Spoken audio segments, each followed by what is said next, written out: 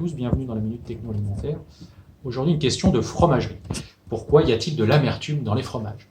Alors, il y a de l'amertume dans les fromages parce qu'il y a de la protéolyse. En fait, l'amertume, c'est un état de protéolyse intermédiaire. On retrouve ça sur les fromages jeunes. C'est quand des peptides amers ou des acides aminés amers sont présents. Donc, vous retrouvez dans les acides aminés amers le tryptophane, vous retrouvez la lysine, par exemple. L'amertume est aussi présente dans les fromages parce qu'on sale moins les fromages. Et comme on sale moins les fromages aujourd'hui qu'avant, du coup, on perçoit mieux l'amertume puisque le sel masque l'amertume.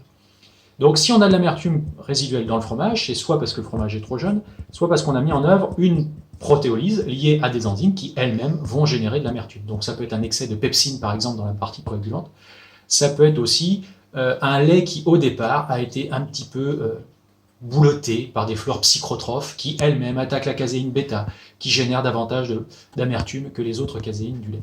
Donc la qualité du lait est importante, le type de coagulant est important, les ferments que l'on va choisir également, puisque des ferments sont protéolytiques plus ou moins, et s'ils s'arrêtent à un stade intermédiaire, ils vont générer de la protéolyse avec de l'amertume. Il faut prévoir par exemple des bactéries lactiques qui vont avoir ce pouvoir de désamériser.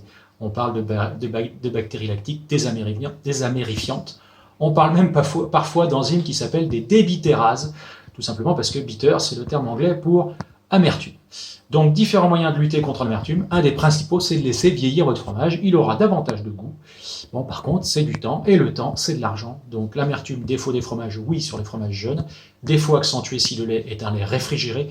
Défaut accentué également si jamais on a une post-acidification qui limite l'action des protéases qui vont jusqu'à la protéolyse fine. Donc, c'est de la biochimie. Si vous voulez tout savoir là-dessus, je vous invite à venir à l'Enilia, enilia-ensmic.fr, ou à suivre nos vidéos sur la Minute Techno Alimentaire. À bientôt.